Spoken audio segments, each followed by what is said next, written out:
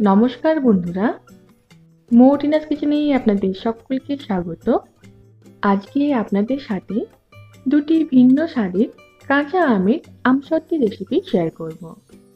এখন বাজারে প্রচুর কাঁচা আম পাওয়া যাচ্ছে, আর সেই কাঁচা আম দিয়ে অনেক কম খরচে সহজেই কাঁচা আমের আমসত্ত্ব একবার তৈরি করে সারা বছর জুড়ে সংরক্ষণ করতে পারবেন। আমসত্ত্ব তৈরি করার জন্য এখানে 5টা মিডিয়াম সাইজের আমকে ভালোভাবে ধুয়ে পরিষ্কার করে নিয়েছি। এবার প্রত্যেকটা আমের খোসা পুরোপুরি ফেলে দিয়ে শুধুমাত্র শাঁসটাকে নিয়ে নেব।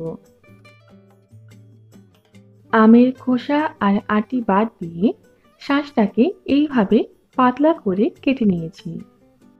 পাতলা করে কাটার কারণে আমের টুকরোগুলো সহজেই সেদ্ধ হবে। কড়াইয়ের মধ্যে কিছুটা জল গরম হতে বসিয়ে তার মধ্যে কেটে রাখা আমের টুকরোগুলো নিয়ে নেব। সবটাকে মিশিয়ে নেওয়ার পর ঢাকা দিয়ে মিডিয়াম ফ্লেমে আমের টুকরোগুলোকে সেদ্ধ করে নেব।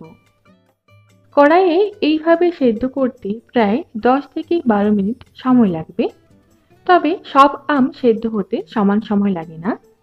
কাজটাকে যদি আরোই সহজ করতে চান তাহলে প্রেসার কুকারে একটা সিটি দিয়ে নেবেন মিডিয়াম ফ্লেমে।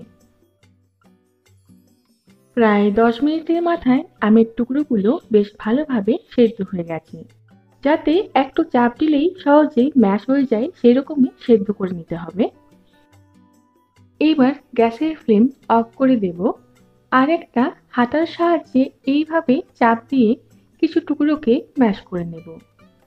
যতটা সম্ভব হবে ততটা ম্যাশ করে নেবেন, তারপর পুরোপুরি ঠান্ডা করে নেব। আমের পাল্প ঠান্ডা হয়ে যাওয়ার পর এরকম একটা স্ট্রেনার নিয়ে তার মধ্যে পাল্পটাকে নিয়ে নেব।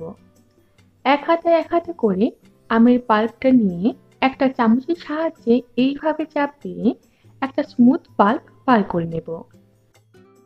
এইভাবে স্ট্রেনারের সাহায্যে পাল্পটা বার করে নেওয়ার ফলে আমের স্মুথ পাল্প হলেও তার মধ্যে একটা দানা দানা ভাব থাকে, আর আমসত্ত্বের স্বাদ ভালো আসে। তবে স্ট্রেনার না থাকলে চাইলে আমের ঠান্ডা হয়ে যাওয়া পাল্পটাকে গ্রাইন্ডার জারে নিয়ে স্মুথ পেস্ট তৈরি করে নিতে পারেন, তবে সেক্ষেত্রে দানা দানা ভাবটা আর থাকবে না। স্ট্রেনারের সাহায্যে পুরো পাল্পটাকে বার করে নিয়েছি। এবার কড়াইয়ের মধ্যে ওই পাল্পটাকে নিয়ে নেব। মিডিয়াম ফ্লেমে জাল দিয়ে ফুটিয়ে নেব। সাথে দেব হাফ কাপ চিনি। চিনির পরিমাণটা একটু বাড়িয়ে বা কমিয়ে ব্যবহার করা যেতে পারে। সব আমের মিষ্টতা সমান হয় না, তাই যাতে মিষ্টি হয় সেই বুঝে চিনিটা ব্যবহার করবেন। 1/4 চামচের চেয়ে একটু বেশি লবণ আর একটু বিট লবণ দিয়ে সবটাকে ভালোভাবে মিশিয়ে নেব, যতক্ষণ না অবধি এই আমের পাল্পটা একটা জেলি জেলি ফর্মে আসছে। কন্টিনিউয়াসলি নাড়াচাড়া করে যেতে হবে, আর খুব বেশি ঘন করা চলবে না, তাহলে স্প্রেড করতে অসুবিধা হবে আমসত্ত্ব তৈরি করার জন্য। প্রায় 12 থেকে 15 মিনিটের মধ্যে দেখবেন যে এই আমের পাল্পের কালারটা চেঞ্জ হয়ে এসছে, একটা ট্রান্সপারেন্ট কালার এসছে, আর এটা দেখতে অনেকটা জেলি জেলির মতো হবে। তখন চাইলে একবার চেক করে নিতে পারেন। যে কোনো বাটির মধ্যে এই পাল্প থেকে একটু নিয়ে দেখবেন যে সহজে কিন্তু স্প্রেড হচ্ছে না, মানে একদম পারফেক্ট ভাবে তৈরি হয়ে গেছে। এবার গ্যাসের ফ্লেমটা অফ করে দেব, আর গরম থাকা অবস্থায় থালার মধ্যে নিয়ে নেব। আমসত্ত্ব তৈরি করার জন্য স্টিলের থালা ব্যবহার করতে হবে। আগের থেকেই দুটো স্টিলের থালার মধ্যে তেল বুলিয়ে রেখেছিলাম। থালার মধ্যে 3 হাতা করে আমের পাল্প নিয়ে নেব, আর থালার চারদিকে সমানভাবে ছড়িয়ে দেব।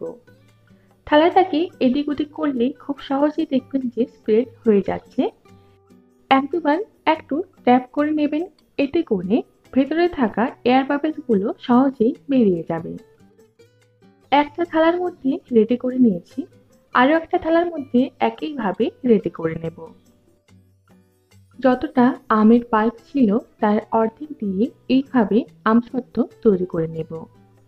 দুটো থালার মধ্যে আমের পাল্পটাকে নিয়ে স্প্রেড করে নিয়েছি, তবে খুব বেশি মোটা করবেন না, সেক্ষেত্রে আমের পাল্প থেকে আমসত্ত্ব তৈরি হতে অনেকটা বেশি সময় লেগে যাবে। এই থালাগুলোকে এবার চড়া রোদে রেখে দেব। আর এক ধরনের আমসত্ত্ব তৈরি করার জন্য বাকি যে অর্ধেক পাল্প ছিল তার মধ্যে নেব হাফ চামচ চিলি ফ্লেক্স, 1/4 চামচ হলুদ গুঁড়ো আর একটু ভাজা মশলার গুঁড়ো। সবটাকে ভালোভাবে মিশিয়ে নেব। যদি চিলি ফ্লেক্স না থেকে থাকে সেক্ষেত্রে লঙ্কা গুঁড়ো ব্যবহার করতে পারেন। এখনো অবধি কিন্তু গ্যাস অফ করা ছিল। এবার গ্যাসটাকে জ্বালিয়ে লো টু মিডিয়াম ফ্লেমে এটাকে জাল দিয়ে নেব 1.5 থেকে 2 মিনিটের জন্য।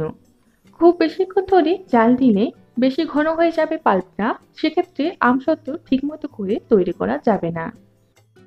এই আমসত্ত্ব খেতে টক ঝাল মিষ্টি স্বাদের হয়। প্রায় 2 মিনিটের মাথায় আমসত্ত্বের জন্য পাল্প একদম তৈরি। দুটো স্টিলের থালাতে আগের থেকেই তেল গুলিয়ে রেখেছিলাম, তার মধ্যে এই পাল্পটাকে অর্ধেক অর্ধেক করে নিয়ে স্প্রেড করে নেব আমসত্ত্ব তৈরি করার জন্য। এই থালাগুলোকে রৌদ্রে দিয়ে আমসত্ত্ব তৈরি করে নেব। প্রায় 1.5 দিনের মতো সময় লাগবে পারফেক্টভাবে আমসত্ত্ব তৈরি হতে।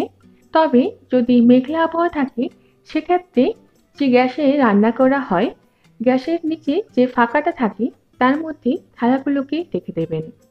এতে করে 2.5 থেকে 3 দিনের মাথায় পারফেক্ট আমসত্ত্ব তৈরি হয়ে যাবে। থালা দুটোকে রেডি করে নিয়েছি। এবার এগুলোকেও চড়া রোদে রেখে দেব আমসত্ত্ব তৈরি হতে। প্রথম দিন পুরোপুরি রোদ্রে দেওয়ার পর পরের দিন প্রায় 3-4 ঘন্টা চড়া রোদে দিয়ে আমসত্ত্ব তৈরি করে নিয়েছি। এই আমসত্ত্বের ওপরে হাত দিলে বুঝতে পারবেন যে শুকনো হয়ে এসছে আর এটা অনেকটাই শক্ত হয়ে এসছে। আমসত্ত্ব কিন্তু একদম তৈরি। এবার চাইলে এটাকে এরকম ভাবে পুরো একটা তুলে নিতে পারেন। তাছাড়া বেশি দিন স্টোর করতে হলে ছুরির সাহায্যে এইভাবে পিস পিস করে কেটে রেখে দিতে পারেন। এই আমসত্ত্বগুলোকে যে কোনো একটা এয়ারটাইট কন্টেনারে রেখে প্রায় 1 বছর পর্যন্ত সংরক্ষণ করতে পারবেন।